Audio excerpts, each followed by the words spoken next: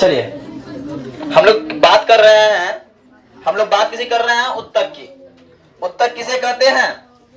तो समान उत्पत्ति मतलब समान कार्य को संपादित करने वाले कोशिका समूह को क्या बोलते हैं? उत्तक कहते हैं, है क्या ना? अब उत्तक का बहुत सारा भेद बताए थे। उत्तक दो प्रकार का होता है, विभज्योतकी उत्तक, अस्थायी उत्तक। विभज्योतकी उत्तक का 3 भाग, शीर्षस्थ, पार्श्वस्थ, अंतर्वेशी, हम लोग पढ़ा चुके हैं, है ना? तो अब बात है किसका? अस्थायी उत्तक। किससे बात करेंगे? अस्थायी उत्तक का। तो सर अस्थायी उत्तक होता क्या है, इसके क्या कार्य हैं, इसका कितना प्रकार है क्या ना? तो अब बात कर रहे हैं तो विभज्योतकी उत्तक के वृद्धि के फलस्वरूप अस्थायी उत्तक बनता है। जब विभज्योतकी उत्तक बहुत ज्यादा वृद्धि कर लेता है तो क्या बोलते हैं हम लोग? अस्थायी उत्तक बोलते हैं। इसमें विभाजन की क्षमता नहीं होती। विभाजन समझते हैं ना? एक से अनेक भाग में बंटने की क्षमता नहीं होती है। ये मृत या सजीव हो सकते हैं और इसकी कोशिका भित्ति पतली होती है। कोशिका भित्ति किसमें होता है? जंतु में। यस सर, पादप में, पेड़ पौधा में भित्ति पाया जाता है और जंतु में झिल्ली पाया जाता है ना? हाँ। अब आते हैं संरचना के आधार पर अस्थायी उत्तक 2 प्रकार के होते हैं।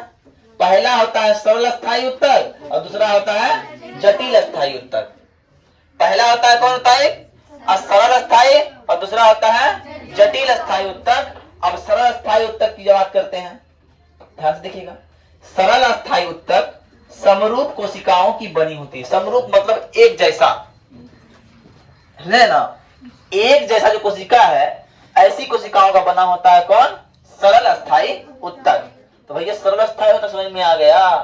और सरल अस्थायी उत्तक के भी 3 भेद होते हैं। तो भैया पहला का नाम है मृदु उत्तक, पैरेन्काइमा, स्थूल कोण उत्तक, कोलेनकाइमा और दृढ़ कोण उत्तक, स्केलेनकाइमा। बात समझ में आ गई? कोई दिक्कत? अब आते हैं मृदु उत्तक क्या है, जिसको अंग्रेजी में बोलते हैं पैरेन्काइमा। इसकी कोशिकाएं जीवित, गोलाकार, अंडाकार, बहुभुजी या अनियमित आकार की होती है। बहुभुजी या अनियमित आकार की होती है। इसमें सघन कोशिका द्रव एवं एक केंद्रक पाया जाता है। इसमें क्या होता है? सघन मतलब बहुत सारा कोशिका, झिल्ली, कोशिका द्रव और केंद्रक पाया जाता है। किसमें? मृदु उत्तक में। इसकी कोशिका भित्ति पतली, इसकी कोशिका भित्ति पतली एवं सेल्यूलोज की बनी होती है। किसके? मृदु उत्तक की कोशिका भित्ति कैसी होती है? पतली होती है। और किसकी बनी होती है? सेल्यूलोज की बनी होती है। यह नए तने, मूल, पत्तियों की एपिडर्मिस और कॉर्टेक्स में पाया जाता है।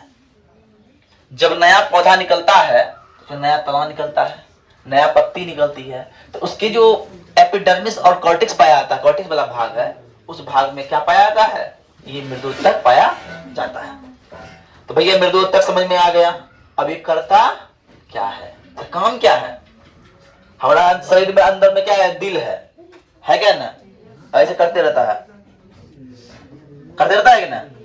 इसका कुछ काम होगा ना? तो पौधा के शरीर में मृदु उत्तक ऐसा कोई काम होगा ना? तो क्या काम है?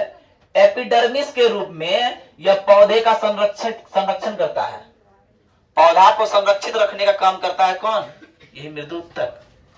अब पौधे के हरे भाग में, खासकर पत्तियों में भोजन निर्माण का कार्य करता है। पत्तियों में भोजन बनता है, पता है पेड़ पौधा का? तो बनाने वाला कोई चाहिए जी, तो बनाता कौन है? यही मृदु उत्तक। और यह उत्तक भोजन का पाच चालन में सहायता करता है। अब बना के बांटने वाला चाहिए, बना के बांट देता है। जाओ थोड़ा सा दे दो पत्ती को, थोड़ा टहनी दे दो, थोड़ा फल उगा, फल को भी खाना चाहिए ना, है ना? और इसमें पाए जाने वाले अंतरकोशीय स्थान गैसों का विनिमय करता है। इसके अंदर कुछ कुछ छोटा छोटा स्थान पाया जाता है, इसके द्वारा गैस इधर से उधर आते जाते रहता है। बात समझ में आ गई? मृदु उत्तक समझ में आया? मृदु उत्तक या पैरेन्काइमा। उतारिए फिर बताते हैं दूसरा, है ना? स्थूल कोण उत्तक क्या होता है?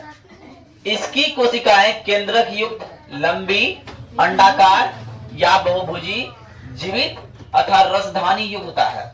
रसधानी युक्त होने का मतलब ये है कि इस कोशिका में रसधानी पाया जाता है। इसमें हरित लवक होता है। हरित लवक क्यों जरूरी है? पौधे को हरा करने के लिए। एवं भित्ति के किनारों पर सेल्यूलोज होने के कारण स्थूलन होता है और इनकी कोशिकाओं के बीच बहुत कम स्थान होता है। किनकी कोशिकाओं के बीच? ये स्थूल कोण उत्तक की जो कोशिकाएं होती है इनके बीच बहुत कम स्थान होता है और यह उत्तक पौधे के नए भाग में पाया जाता है। जहां पौधा नया निकलता है, पौधा का जब नया नया भाग निकलता है तो वहां कौन उत्तक पाया जाता है? स्थूल कोण उत्तक पाया जाता है। भैया कार्य क्या है? इनके दो कार्य हैं। ये पौधे को यांत्रिक सहायता प्रदान करता है और इनका हरित लवक भोजन का निर्माण करता है। इनके अंदर जो हरित लवक होता है वो भी भोजन का कार्य करता है। अब तुम लोग बोले सर सब यहाँ भोजन का निर्माण कर रहा है एक तरफ से, आप आए सर स्थूल कोण दृढ़ कोण तो भोजन निर्माण हो रहा था, हो रहा था कि नहीं? अरे हो रहा है कि नहीं? अब तुम्हारे घर में भोज रहता है, एक कारीगर रहता है कि ना? कोई सब तो कारीगर है, कोई प्याज काटता है, कोई झोलता है कि ना? तो यहाँ पे वही काम है। कोई सब तो काम कर रहा होगा पर सब काम क्या कर रहा है? भोजन निर्माण काम कर रहा है। अब आते हैं दृढ़ उत्तक क्या होता है। इसका हम लोग सी नंबर दिए है ना। इस उत्तक की कोशिकाएं मृत होती है, लंबी, सकड़ी एवं दोनों किनारों पर नुकीली होती है। ऐसी होती है, ऐसी है ना? नुकीला है नुकीला, इधर नुकीला है। हाँ, इसमें जीव द्रव नहीं पाया जाता।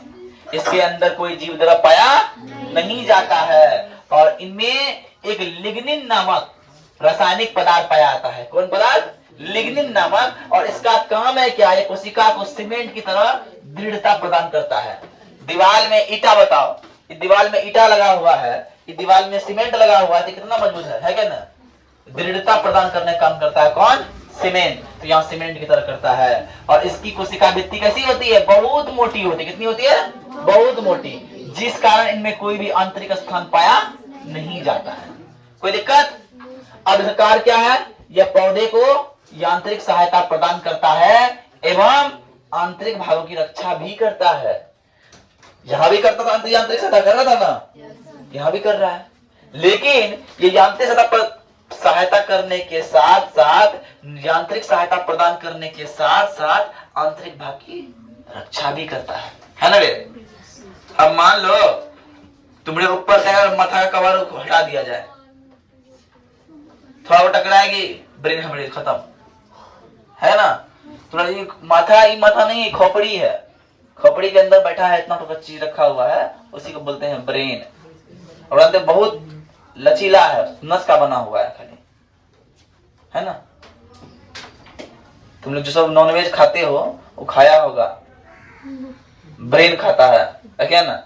चलो, अब पौधे के बाहरी परतों में यह रक्षात्मक उत्तक के रूप में कार्य करता है। इसका एक काम और भी है कि पौधा जो बाहरी परत है उसमें रक्षात्मक के रूप में कार्य करता है। भैया कोई कुछ किया तुरंत, है ना, कोई मारा तुरंत मसाला दिया, समझ रहे हैं ना? वही काम करता है। और यह पौधे को दृढ़ता एवं लचीलापन प्रदान करता है। पौधा बोलता है ना, झुकेगा नहीं साला, जितना झुकाया झुक जाता है क्या ना? और जो जिंदगी में जो झुकेगा नहीं वो कभी उठेगा नहीं, समझ जाना, वजन जाना। वो फिल्म पे डायलॉग नहीं है कि झुकेगा नहीं साला, ऐसा मत करना, समझे? झुकना जरूरी है जीवन में। जो झुका नहीं वो उठ भी नहीं सकेगा। उठने के लिए झुकना जरूरी है और इंसान को सदैव लचीला होना चाहिए, है कि ना? टूटने से अकड़ू की तरह नहीं, टूट जाएंगे पर हम झुकेंगे नहीं, सर टूट जाएगा तो खत्म तो जिंदगी, है कि ना? झुकना चाहिए जहां जरूरी है। अपने माता पिता के सामने झुको, अपने गुरु के सामने झुको, रोज उसको प्रणाम करो। माता पिता करते ही तुम्हें प्रणाम? झूठे बोल दो, माता पिता कोई नहीं करता। हमको तुम लोग करता, हम जानते हैं। तो मम्मी पापा करता है कि नहीं? सबसे पहले मम्मी पापा प्रणाम किया करो डेली, पता है? तो गुंडा है जी, क्या करता होगा? ठीक है, उतार लिया सब।